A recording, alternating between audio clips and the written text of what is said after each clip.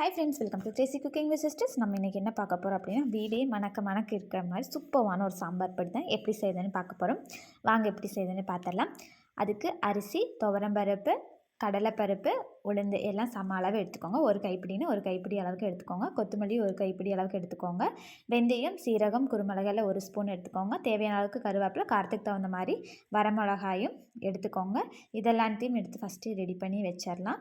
Ready பண்ணி வச்சுட்டு இதெல்லாத்தையும் இப்போ வந்து நல்லா அரோமா வர வரைக்கும் நம்ம வறுக்கணும். ஃபஸ்ட்டு ஒரு பாத்திரம் வச்சுட்டு அந்த பாத்திரம் நல்லா சூடானதுக்கப்புறமா வரமிளகாயை போட்டு நெடி வராமையும் கரிஞ்சிராமையும் வறுத்து எடுத்துக்கோங்க.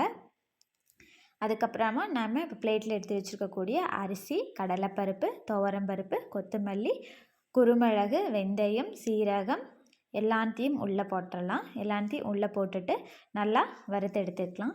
ஸோ இதை நல்லா வறுக்கிறப்ப சூப்பர்வான ஸ்மெல் வரும். அந்த ஸ்மெல் யாருக்கெல்லாம் ரொம்ப பிடிக்கும்னு சொல்லி மறக்காமல் கமெண்ட் பண்ணுங்கள். ஸோ இதெல்லாத்தையும் நல்லா வறுன்னு வறுத்து எடுத்துடலாம். நல்லா எல்லாம் சேர்ந்து பொன்னிறமாக வறுபட்டு வரணும். ஸோ இப்படி வறுக்கிறப்பவே அரிசி எல்லாமே நல்லா பொரிஞ்சு சூப்பராக வந்துடும். இதை வறுக்கவே வீட்டுக்குள்ளே அவ்வளோ ஒரு வாசமாக இருக்குங்க. ஸோ நீங்களும் இந்த மாதிரி வீட்டில் சாம்பார் பொடி அரைச்சி பார்த்துட்டு எப்படி இருக்குதுன்னு சொல்லி கமெண்ட் பண்ணுங்கள். சாம்பார் வச்சு பார்த்துட்டு கமெண்ட் பண்ணுங்கள். ஸோ வறுத்து வச்சுருந்த இந்த எல்லாத்தையும் ஒரு பிளேட்டில் மாற்றி அதையும் ஆற வச்சிடலாம். கடைசியாக கருவேப்பிலையும் உள்ளே போட்டு அது வந்து நல்லா வாடி வர வரைக்கும் வறுத்து எடுத்துக்கலாம். அதில் இருக்கக்கூடிய ஈரப்பதமெல்லாம் போகணும். கையில் எடுத்து ஒடிச்சு பார்த்தா நல்லா ஒடியணும். ஸோ அது வரைக்கும் நல்லா வறுத்து எடுத்துக்கலாம். கருவேப்பிலையும் கரிஞ்சிடாமல் பார்த்துக்கோங்க. நல்லா வறுபட்டு வந்துடுச்சு. இதையும் பிளேட்டில் மாற்றி வச்சிடலாம். ஸோ இதெல்லாம் நல்லா ஆறட்டும். அப்படியே ஒரு 5 நிமிஷம் ரெஸ்ட் கொடுத்தீங்க அப்படின்னா நல்லா இது வந்து ரூம் டெம்பரேச்சருக்கு வந்துடும்.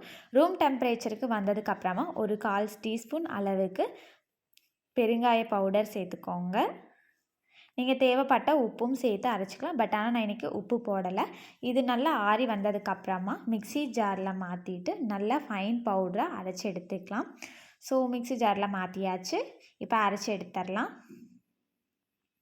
நல்லா வந்துட்டு ஃபைன் பவுடராக அரைச்சி எடுத்தோம் அப்படின்னா சூப்பர்வான ஹோம்மேட் சாம்பார் பொடி ரெடி ஆகிடுச்சு.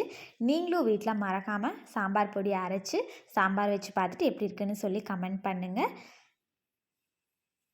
ஸோ இதை வந்துட்டு கொட்டி ஆற வச்சிடலாம். ஸோ பவுட்ரு வந்து எப்போவுமே சூடாக இருக்கிறப்ப நம்ம வந்து கண்டெய்னரில் போட்டு வைக்க முடியாது. ஸோ அதனால வந்து நல்லா ரூம் டெம்பரேச்சர் வர வரைக்கும் ஆற வச்சு இதை ஒரு கண்ணாடி பவுலில் மாற்றி வச்சுக்கோங்க. இது வந்து 1 மந்த் வரைக்குமே கெட்டு போகாமல் இருக்கும். ஸோ நல்லா ஃபைன் பவுடராக ஆனதுக்கப்புறமா நல்லா எடுத்து ஆற வச்சு பவுலில் மாற்றி வச்சுக்கோங்க. ஓகே, நம்ம நெக்ஸ்ட் வீடியோவில் பார்க்கலாம். Bye friends.